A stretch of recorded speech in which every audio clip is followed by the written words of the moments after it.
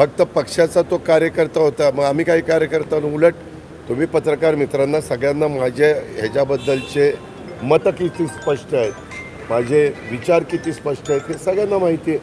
आणि मी जर कुणी जवळचा असो लांबचा असो त्याचा विचार आपण करत नाही. कायदा सर्वश्रेष्ठ आहे, प्रत्येकाला सन्मानाने जगण्याचा अधिकार आहे. आणि त्याच्यामध्ये अशा प्रकारच्या लग्न झालेल्या ज्या मुली असतात त्यांच्या बाजूने तर अधिक आपण कडक काय कळतं का.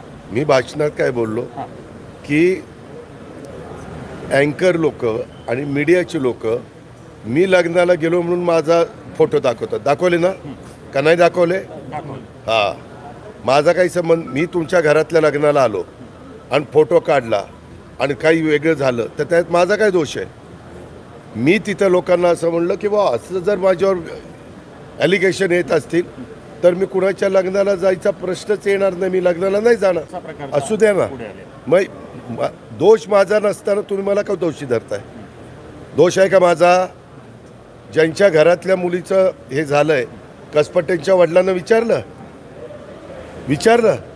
की अजित पवार कशा विचारायचे आहेत आणि काय. आणि काल ते माझ्याशीच बोलले. तुम्हाला काय आहे, अजित पवारांच्या शिवाय उद्योग नाही आहे. काही माझा कुठलाही संबंध नसताना. एक मिनिट. अनेक हजारो कार्यकर्त्यांच्या लग्नाला तुम्ही उपस्थित राहता, त्याच्याबद्दल कोणाचा आक्षेप नाही आहे. अहो, कसपटेंच्या मुलीचं दुःखद घटना घडली, त्याला माझा काय दोष आहे एक मला सांगा ना.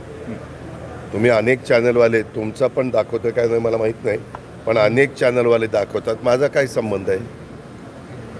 मी तशा पद्धतीनं कृत्य करायला सांगितलं. ती जी मंडळी आज पकडलेली आहे ती सगळी तळेगावमध्ये एका हॉटेलमध्ये बिर्याणी खात असताना जे काही असतील पोलिसांचं फेल्युअर म्हणायचं जात आहे. एक मिनिट. कालच मी पुन्हा सांगितलं, तुम्ही काय करता मीडिया, काल सांगितलेलं होतं की कुठेही असतील तर त्यांना पकडलं जाईल.